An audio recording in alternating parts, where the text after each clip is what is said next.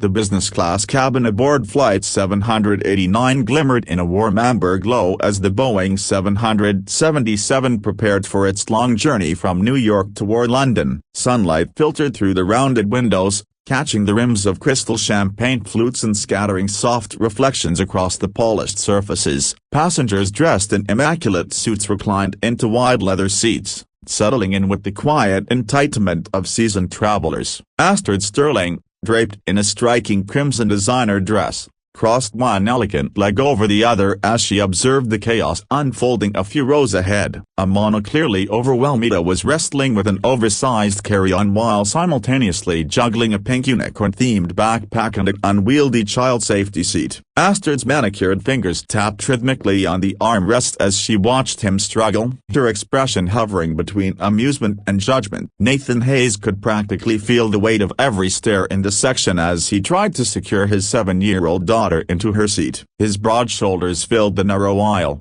a relic of the disciplined physique he had maintained long after leaving the military. Though he had traded his flight suit for civilian clothes 3 years prior, his neatly trimmed brown hair and steady posture still carried the unmistakable trace of a man forged by service. His deep blue eyes, once trained to track hostile aircraft across vast skies, were entirely focused on Olivia, scanning her face for even the slightest hint of fear. Olivia, her small nose pressed eagerly against the window, seemed oblivious to the tension. Her soft brown curls bounced with excitement as she watched the ground crew below, her eyes glowing with the kind of wonder only a child could muster. She clutched her worn sketchbook filled with doodles of airplanes, each labeled in shaky handwriting with facts Nathan had taught her. Their apartment was practically a miniature aviation museum, models on shelves, diagrams on walls born from quiet Sunday afternoons spent side by side. Astrid measured the scene with the precision of someone accustomed to evaluating people with the same efficiency she reviewed financial reports. At 34,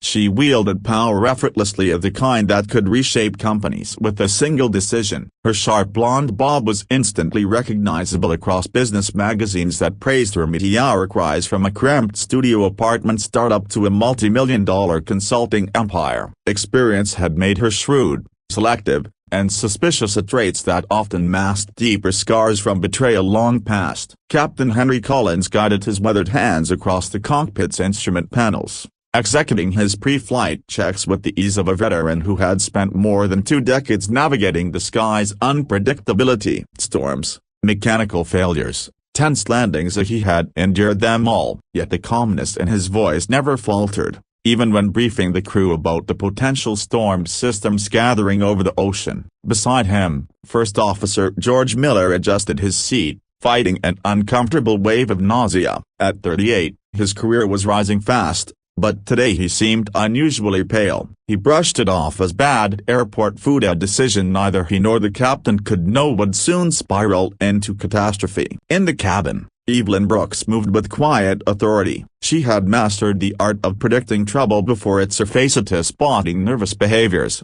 restless children, or the subtle tension of passengers who brought conflict aboard. Already she had noticed the dynamic between Astrid and the struggling single father a few seats away. Astrid's remarks carried just loud enough for others to hear. "Business class isn't meant for everyone," she said airily. "Some people should consider whether they can actually maintain this lifestyle before purchasing a ticket." Soft chuckles drifted from 2 businessmen nearby. Nathan didn't react, at least not outwardly, but a flicker of tension tightened his jaw. He'd endured similar judgments before, in grocery stores, at school events, in waiting rooms where luxury defined status. The memory of Sarah, his late wife, flickered through his mind, her frail hand grasping his as she made him promise never to let pride overshadow Olivia's needs. That vow had led him to exchange a decorated fighter pilot career for a modest life as an aviation maintenance engineer. Less money, more presence, more bedtime stories, more moments like these. Olivia tugged his hand. "Dad, you broken bar, why are those people laughing?" He knelt beside her,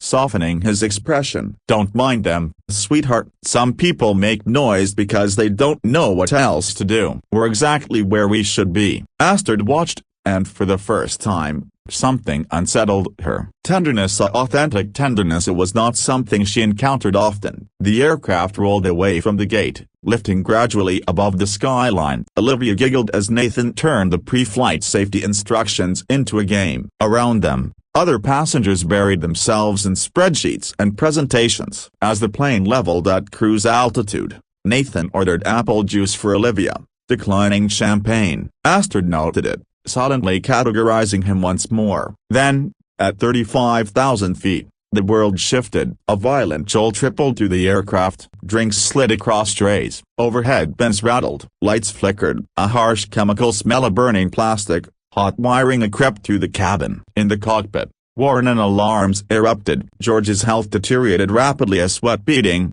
breathing disrupted, vision unstably before he collapsed unconscious against his harness. Captain Collins immediately called for help, even as the aircraft began a slow, unsettling tilt. The engines sputtered. Screams echoed from the back. Astrid's champagne glass hit the floor, shattering. The captain's voice cracked through the intercom, strained yet steady. If there are any trained pilots, civilian or military, please make yourselves known to the crew. A heavy silence followed. Nathan felt the world tighten around him. 3 years ago he'd sworn never to risk his life again, not after Sarah died. But the shudder of the plane, the grinding engines, the terror in unfamiliar face says that this was not about heroics, it was about Olivia. He withdrew the worn military ID from his wallet. Lieutenant Colonel Nathan Hayes, F-22 Raptor pilot, a life he had buried, yet one he could never truly escape. Olivia's small hand reached for his. "Dad, you broken bar, are we going to be okay?" He kissed her hair. Then he stood. Evelyn arrived just in time to see him hand over the ID. Her eyes widened instantly. Olivia lifted her chin. "My daddy flew the fastest planes in the Air Force. He can fly anything." Astrid's world tilted again, this time not from turbulence. Nathan entered the cockpit, assessed the failing systems, and slid into the jump seat with steady focus. "Tell me what you need, Captain." From that moment on, he became the lifeline of Flight 789. Storms slammed against the aircraft. Lightning flooded the sky. Systems failed one after another. Passengers cried, prayed, clung to loved ones. Olivia colored quietly, offering gum to a panicking businessman. Nathan's calm filled the cockpit. He communicated with air traffic control, rerouted systems, monitored hydraulics, and coordinated their emergency descent toward Shannon, Ireland. Their first landing attempt failed due to brutal crosswinds. Gasps and screams filled the cabin. The second attempt relied on every ounce of skill both the men possessed. Nathan's voice guided the descent, precise, unwavering, methodical. The landing was a broken bar, but it was safe. When the aircraft finally halted, cheers and sobs erupted. Olivia flew into her father's arms, trembling with relief. As Nathan prepared to slip away anonymously, Astrid stepped into his path. Her appearance was disheveled, makeup blurred by tears, voice stripped of arrogance. "Please see broken bar, wait," she said. "I owe you an apology, and I owe you my life." Nathan's tone remained calm and sincere. "You don't owe me anything, ma'am. I did what any parent would do." His simplicity, his humility hit her harder than any judgment. And for the first time in years, Astrid Sterling couldn't find a single word to say.